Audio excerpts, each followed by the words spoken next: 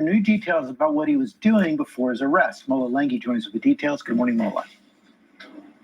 Well, good morning, George. Those new details are shedding light on how investigators say they were able to link Kohberger, the 28-year-old PhD student, directly to the crime scene and the murder weapon.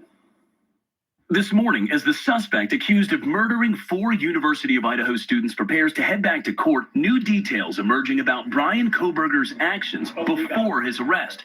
ABC News learning from a law enforcement source that federal investigators observed him in Pennsylvania around 4 a.m. as he discarded garbage in his neighbor's trash bin just days before his arrest. Trash ending up being key in the case. Police linking Kohberger to the murders by collecting his father's DNA from trash outside the family home and matching that to DNA they say they discovered on the button snap of a knife sheath that was on the bed next to the body of victim Madison.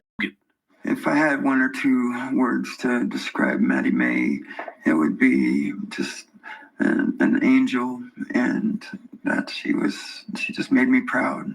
Ben Mogan speaking about his daughter Madison to ABC News and describing the moment law enforcement told him they'd made an arrest in the case. And he said, "Ben, this is the day that we've been waiting for." Ben also describing his emotions while reading the evidence law enforcement say they had gathered against Kohberger. I broke down and I just cried. I could only take so much of that, and I cried. I still haven't read the rest of it.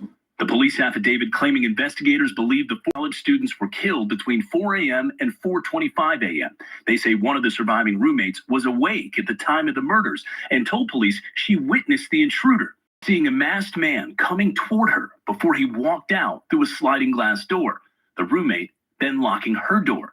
Police say later that morning, the 2 surviving roommates called friends to the house because they thought one of the victims had simply passed out and wasn't waking up.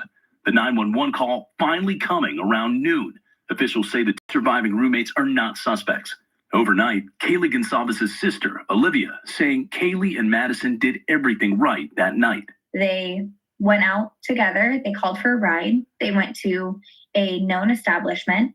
They did everything you would want your daughter or your sister to do in that situation. You're supposed to grow up together. That's your God-given best friend. And so we're left with not only missing them and exactly who they were, but wondering who they were going to become. On the University of Idaho campus, second semester classes began this week with heightened security. Meanwhile, Kohberger, who was extradited back to Idaho last week, is scheduled to be in court tomorrow morning, guys. Okay, Mola, thanks. Our chief legal analyst, Dan